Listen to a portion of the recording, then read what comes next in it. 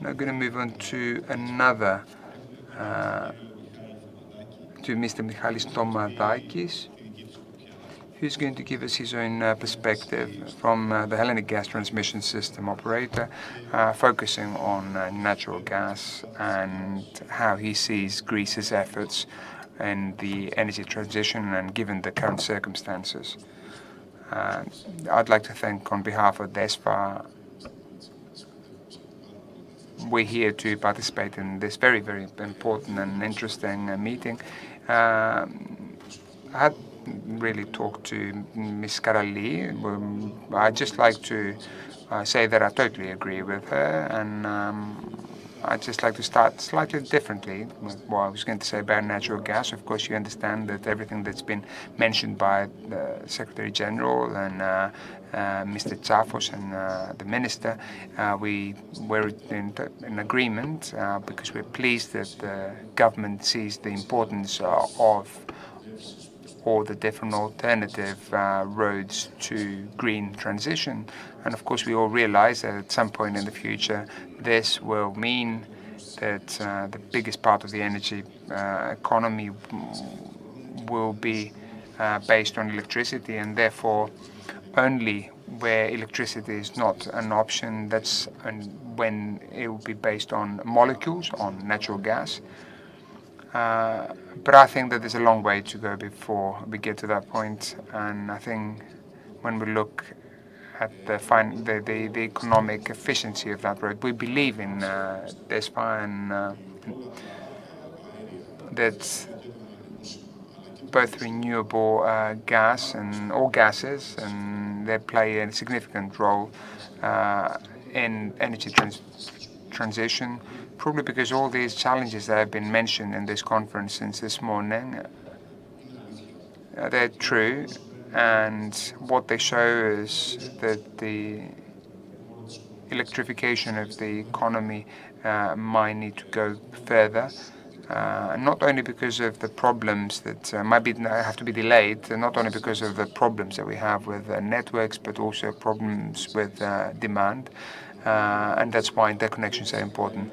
I'd just like to mention a few things about the three different gases that we work on. Natural gas, and it was very good to hear the Secretary General to mention that that for a few decades to come will certainly be a bridge fuel.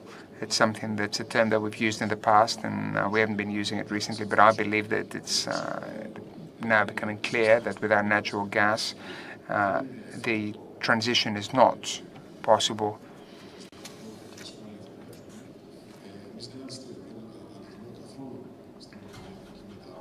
We're not opposing, we're not reacting to the energy transition, and we don't want to go back.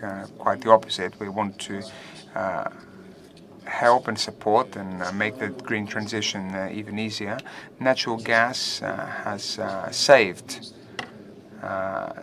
the situation in the last couple of years, and especially with Revithousa, who some people saw it as a not very useful infrastructure, but they did go ahead with it, and at the moment is the only plant, together with plants mentioned by Mr. Karali. So now we have everybody looking at Greece, looking for liquid hydrogen. We've already sold the 26 and 2026 slots.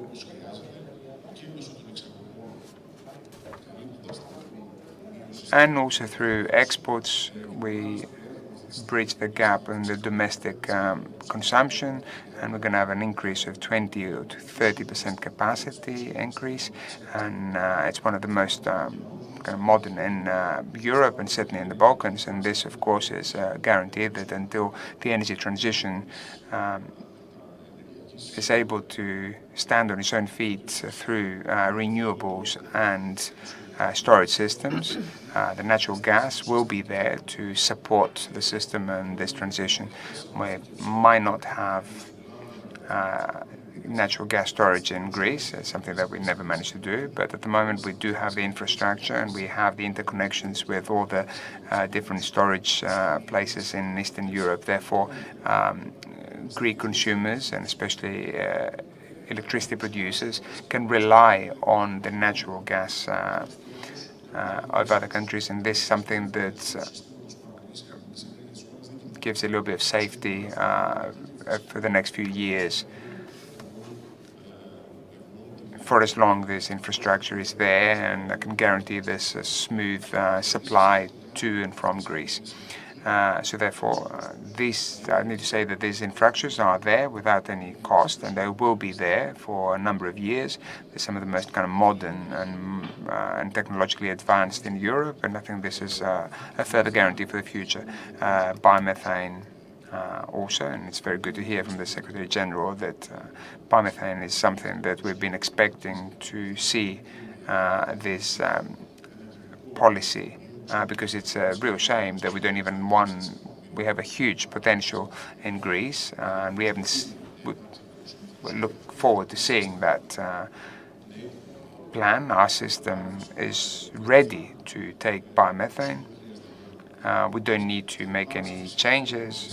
Of course, there will be a challenge in how the biomethane producers will be able to supply those quantities, but of course there's a problem of the raw materials where there are examples from other countries and that can be used. Just a couple of things that I need to say about hydrogen so that I can conclude with my intervention. Hydrogen, hoping that of course the cost of production is going to come down with the use of technology, and I believe it, what Mr. Kappa said, that's something that we saw with PV, and we've seen it with other technologies, and we're going to see it with batteries and with hydrogen. Hydrogen is a way of, it's not only a new fuel that's going to be used by modern electricity production plants, which can use hydrogen in large quantities, but it will also be a good way of solving the problem of curtailing RES. As you probably know, and I repeat it, we've designed the backbone of the hydrogen pipeline in Greece, which recently has received this PCI status, and it's one of the first projects of European interest. We've worked together with many of the people who are also in the panel here together, and it's something that we've achieved together, and that can give us the hope that at some point in the future it can be extended towards the north. There are already all the different northern operators, and we have an agreement with them. So all the way to the German border, and all the other countries in between, to develop jointly hydrogen infrastructure. And this can offer an alternative solution for the cable that we heard about earlier, or a complementary solution.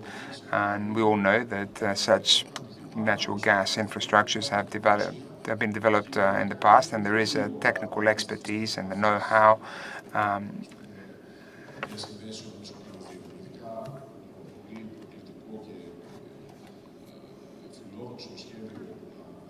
Also, for example, the very ambitious plan to have a cable to Germany will be very important, as Mr. Manouchakis said this morning. Now, as for carbon capture, we'll work very closely to Mr. Karali and other speakers in the panel, and other industries and other producers, and especially those who see in carbon capture a sustainable solution for the industry and the national economy. You already know that we've already submitted a proposal for the funding for the liquefaction of hydrogen in collaboration with Ecolog. We are developing the whole transfer chain all the way to storage, and together with ΕΝΕΡΓΕΙΑΚΟΣ, we've got the second PCI project for carbon capture and storage. We're trying to find ways of how we can collect and store all these quantities in Prinos. Therefore, all these gases that I've mentioned are going to be an integral part of the energy transition, and we're here to collaborate with the whole market.